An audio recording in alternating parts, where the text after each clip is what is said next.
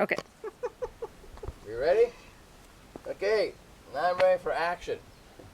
Got my head on backwards. Okay, here we go. We're going to take off and we're going to work on Lottie. And this is how I do a treatment. I will maybe talk along the way if I need to. If I don't, I'll just zip the lip and do a good treatment. So I like to start out using a percussion technique. Several reasons. It makes the muscle supple. And at the same time, it gets their attention back on you. So I have just chosen to start with this technique. And I go a little bit lighter around the ears, around the atlas pole area. Okay, so now we start our rotation sedation, and I'll just be quiet for a while.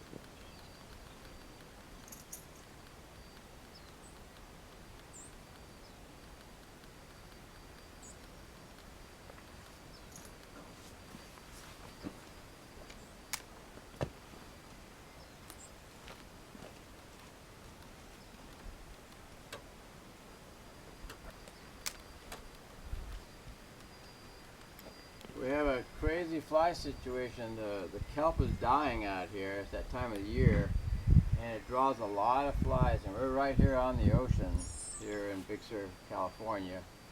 And so this horse is going to be moving around a lot. I don't care how good the massage is. A fly is a fly.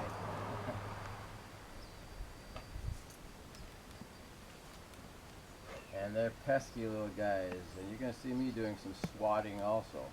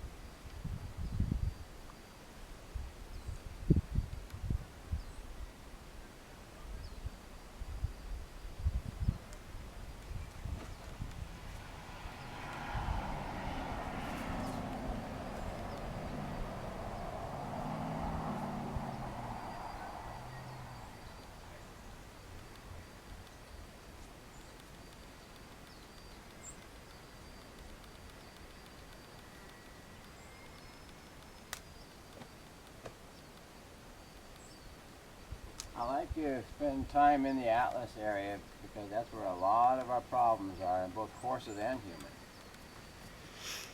I am pretty confident when I say that horses get headaches because the issues I find in the atlas correspond to headaches, vision, other problems that would relate to human beings. And I worked on some really nasty horses that just did not want to be touched. And after you work that pole area, they were in love with you. They were so much. I've seen major personality changes in horses.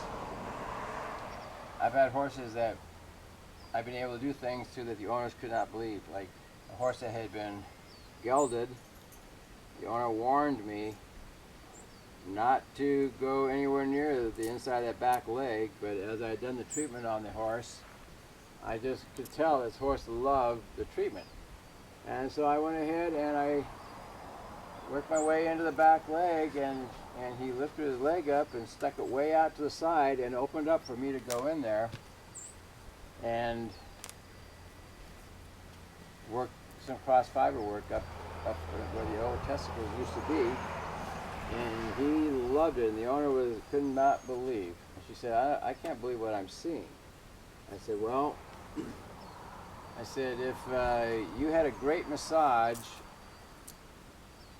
and you're feeling wonderful and you trust your massage therapist, they can basically do anything they want to do because you're confident in them.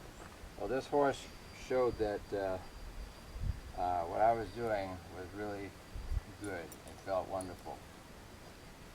So massage is not something you do just to entertain yourself in the horse. It's something you do to fix problems. And not all massages do that. But in the art of shiatsu massage, that is our function. That's our main purpose, is to work acupressure points to where we can correct these horses, bring the body back into harmony.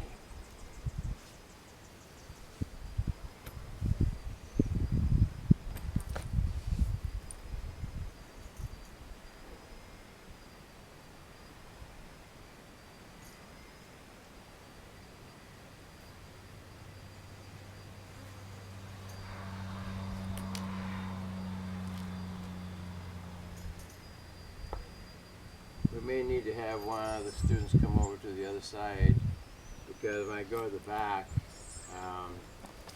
Lottie may want to turn away. We go into the shadow, but we don't want to go into the shadow.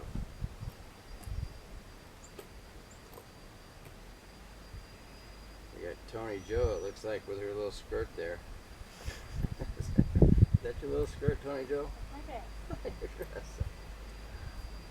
Okay.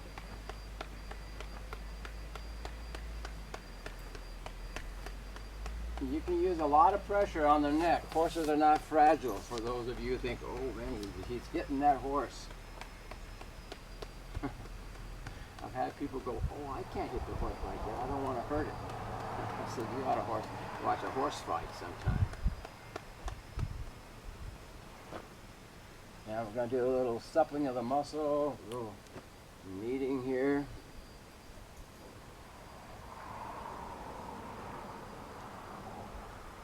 Do a little cross fiber, breaking up those adhesions, the muscle fibers that are tight. This is a good area around the ears to work. Ears are very important. They relax the body. Colic tying up point right here at the tip. So the ears are effective just like the human ears.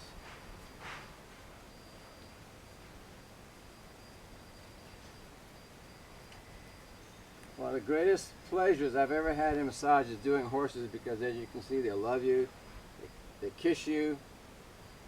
I can't do that on the massage table. I get thrown in the court. So I can get away with the horses.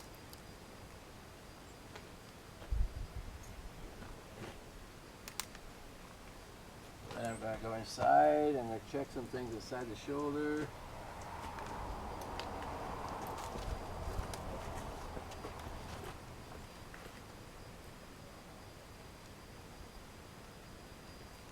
Okay, there we go. We're starting to get the release. The head's going down. I'm able to get in a little deeper. As you can see, the horse is letting go of that resistance. And here we go into another spot that's sore. Let's see what happens here. Down goes the head. All right. In some cases, I'll go all the way up to my wrist inside, and my hand will completely disappear. Sometimes you have to do that with horses. Same way I like doing subscapularius work on the human. Okay, now we're going to go into the back. Somebody might say, oh, look at that guy. He's hitting the horses in kidneys. These are not little Tonka toy sets. These are masculine, powerful animals that can take a lot of impact from another horse. You ever watch wild horses fight? It would scare you. And we're looking at nice little horses here and say, oh, nice horse. He's such a pretty little horse. Such a gentle little horse. You get this thing mad at you. Those teeth are like that. And when you watch a horse fight, you think a dog fight is bad. You watch some of these wild stallions fighting over their girls. That'll give you a whole different impression of how tough these animals really are. And how silly you've been for thinking that they're not. Okay, so now we found a little spot in here that needs to be addressed. That reaction was everything was going good until I hit that one spot. There could be a memory attached to this, something. But to me, that is like more of just an instant pain. I've had horses where in the neck, I would hit a spot and they release. And all of a sudden, something would go on in their mind and they'd be